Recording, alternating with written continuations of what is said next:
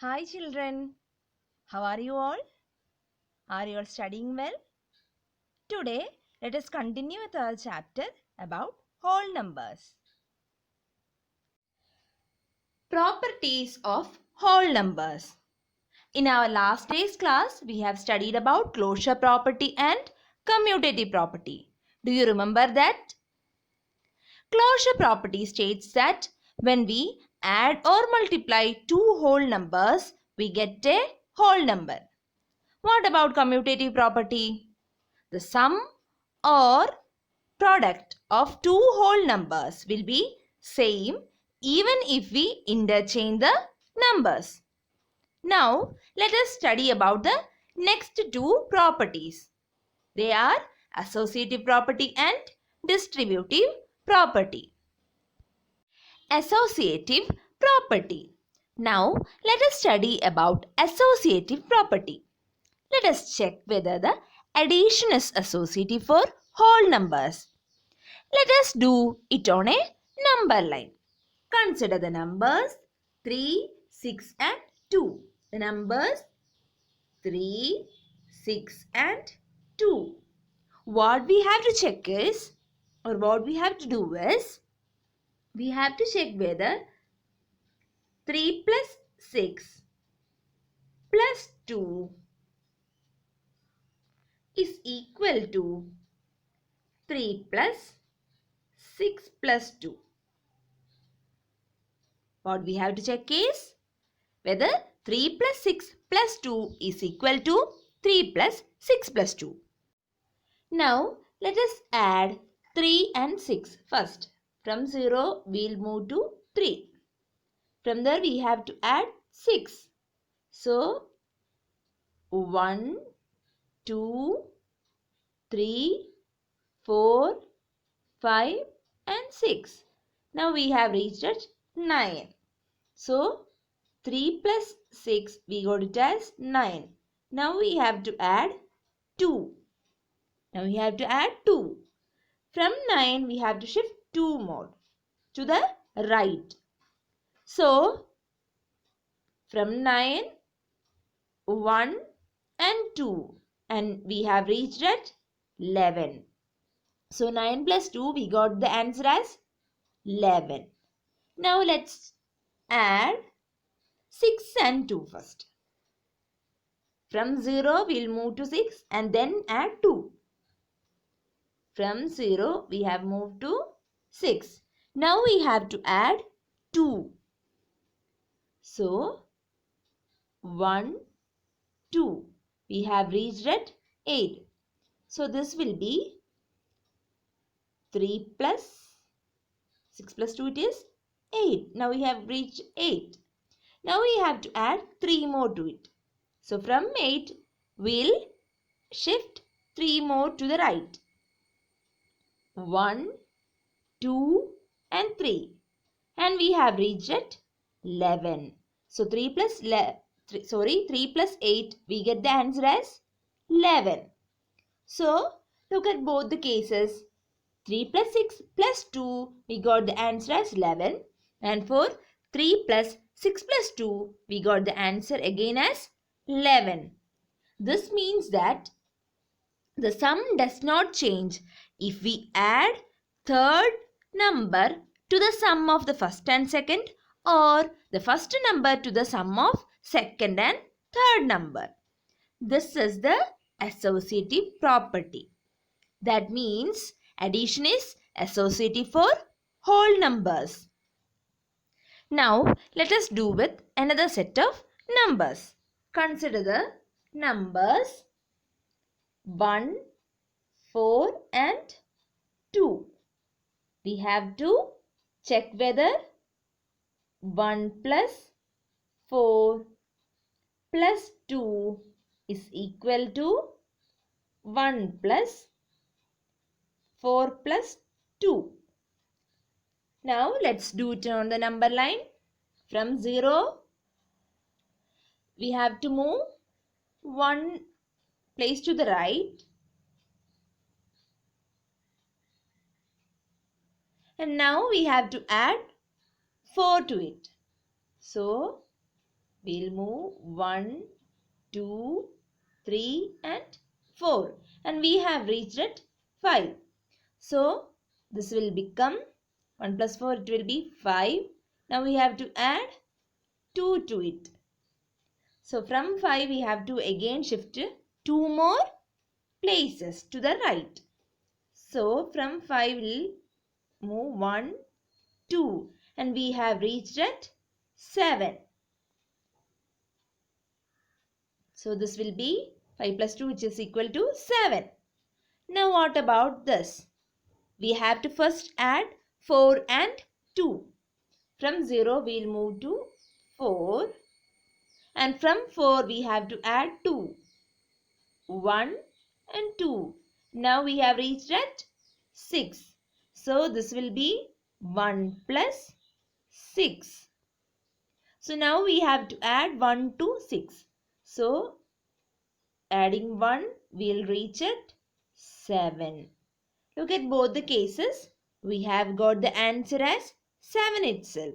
So that means 1 plus 4 plus 2 is equal to 1 plus 4 plus 2. Now let's move on. In general, for any three numbers A, B and C, A plus B plus C is equal to A plus B plus C. Addition is associative for whole numbers. Now, let us check the case of multiplication. Count the number of balloons in each boxes. What is the total number of balloons in figure A and B? Did you get it same? How much did you get? Is it 40? Now let's look. In the first figure, we have 4 into 2 balloons in each boxes. That is, the balloons are arranged in 4 rows and 2 columns.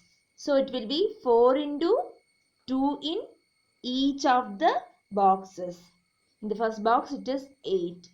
And how many such boxes are there? There are 5 such boxes. So how much will be the total? It will be 4 into 2 into 5. 4 into 2 it is 8. We already have said that in one box there are 8 balloons.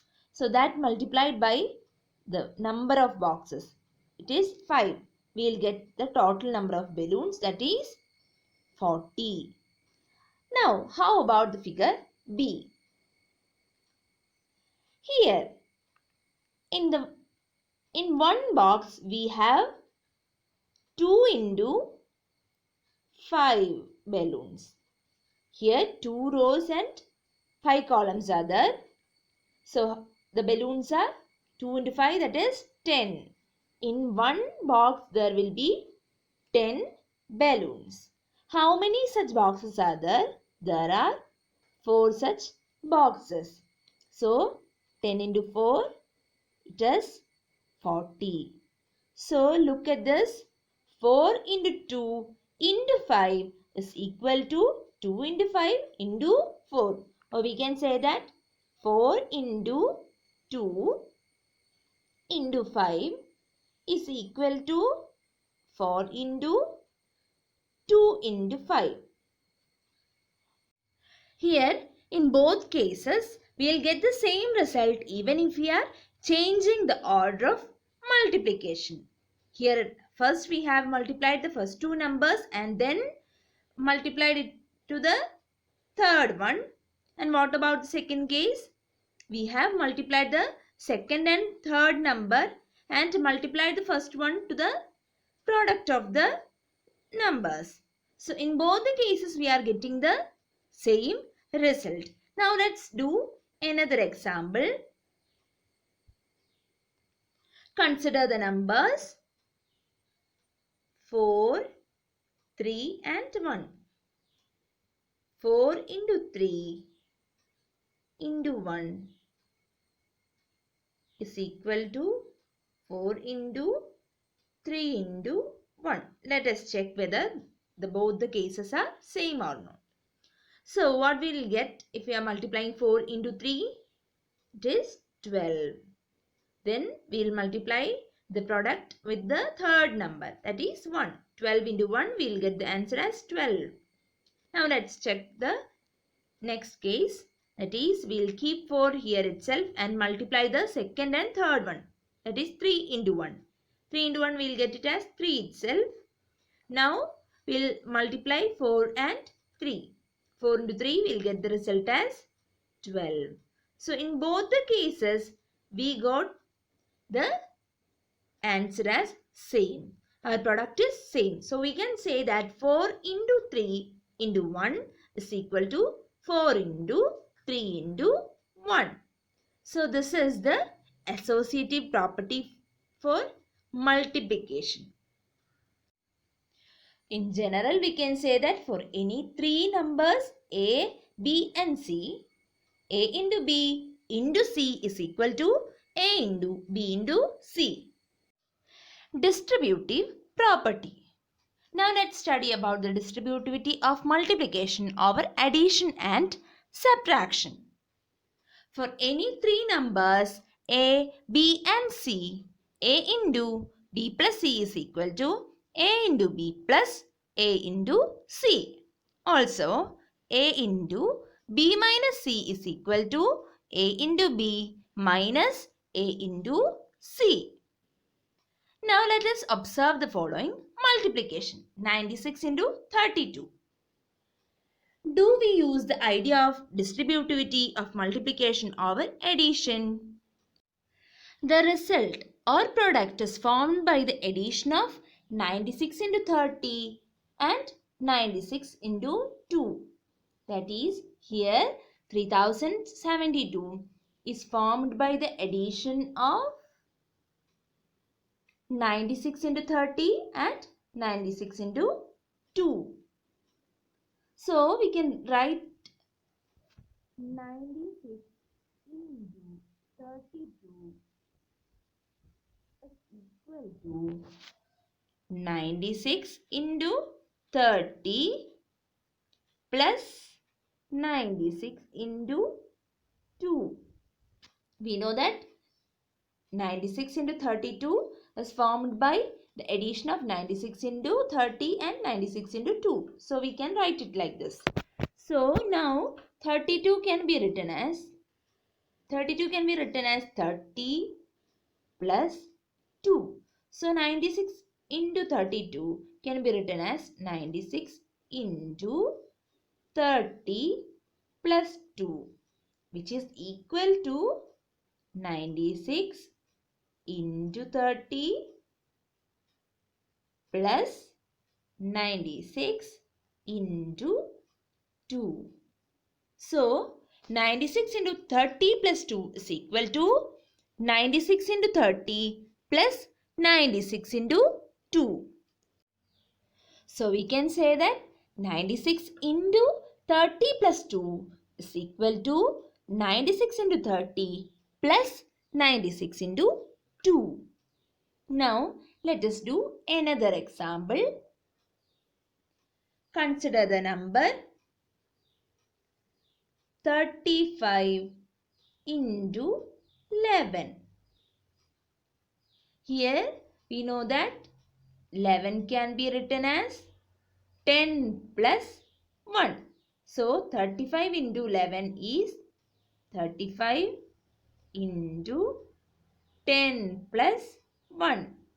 This is equal to 35 into 10 plus 35 into 1. So this is the distributive property. Now let us check the case of subtraction. Consider the number 4 into 19. 19 can be written as 20 minus 1. So this will be 4 into 20 minus 1. Again, using distributive property, we can write it as 4 into 20 minus 4 into 1. We'll say that 4 into 20 minus 1 is equal to 4 into 20 minus 4 into 1. This will be for today. So, study well. Thank you. Have a nice day.